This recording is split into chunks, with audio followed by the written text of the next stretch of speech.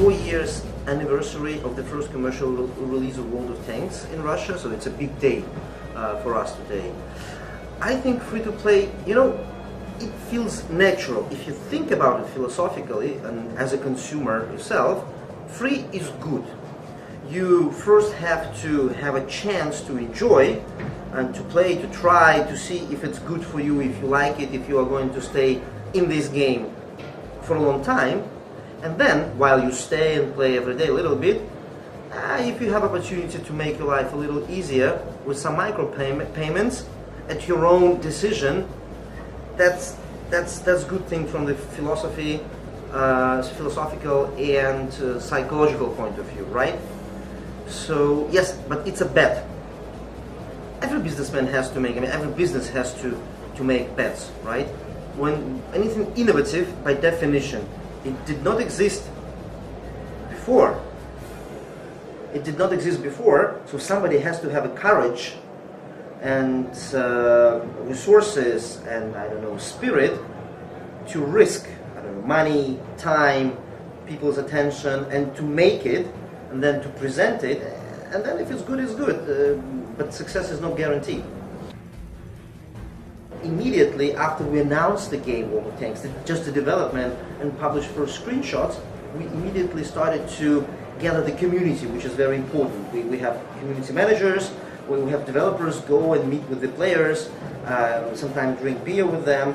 There's a forum, there's chats, and then physical meetings with those people. And every day you have to learn what they think. If you make something, show it to the community.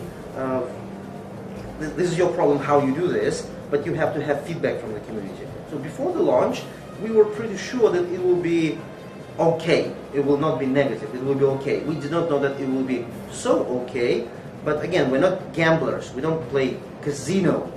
You know, if there is a way to mitigate the risk with data, with analysis, with testing, with prototyping, we do it.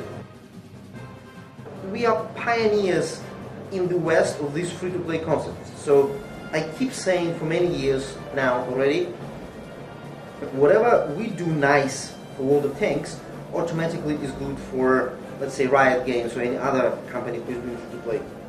If they do something right, for example, esports, they're killing it, right? I mean, they're really, really good at this. This is good for us. I mean, we are now, well, we used to be educating the world about free-to-play, and we did it nicely, together. Maybe even not knowing each other, like, you know, not shaking hands every day, but we were doing the same thing for the gaming industry. Now, we're pretty much doing the same for esports. It's not just only World of Tanks being the only esports games. We don't need this.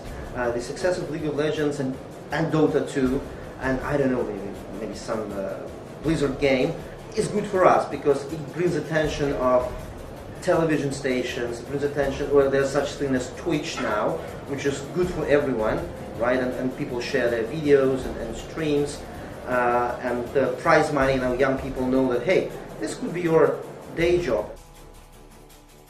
Today we can say that we have more than 100 million players of our games, which is 90 million World of Tanks players.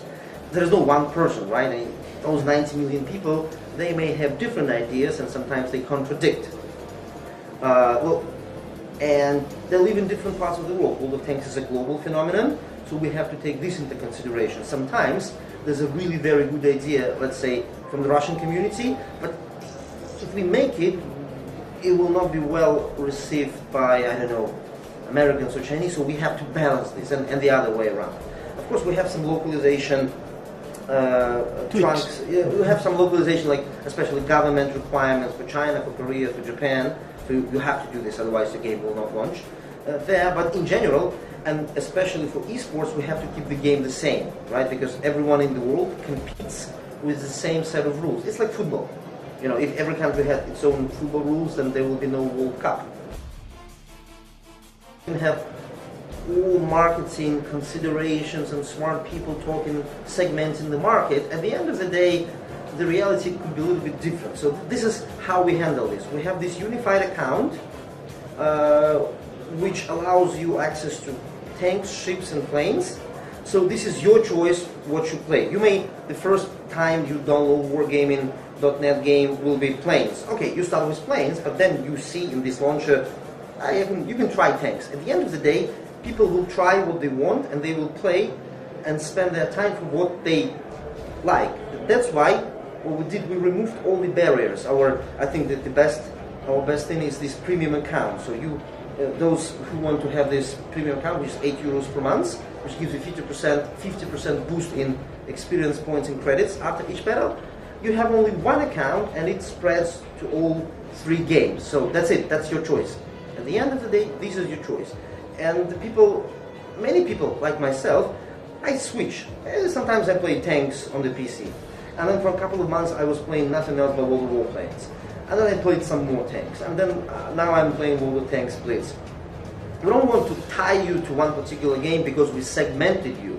We want you to have the freedom to play our games, different types of games, in the air, in the sea, on the ground, maybe some other elemental, maybe in space one day, anywhere, on any device, at your own convenience. Short session battle sessions, and we don't want to take all of your time. We want you to have, your own life. I mean, you have kids, you have wife, you have friends, you have to go and do some sports at the end of the day. That's why, for example, Blitz is so good. It's just 5 minutes, literally, when you're driving, in a taxi, you just go and play Blitz on 3G for 5-10 minutes, and that's it. So it's only players decide what they want to do. We're just giving our best.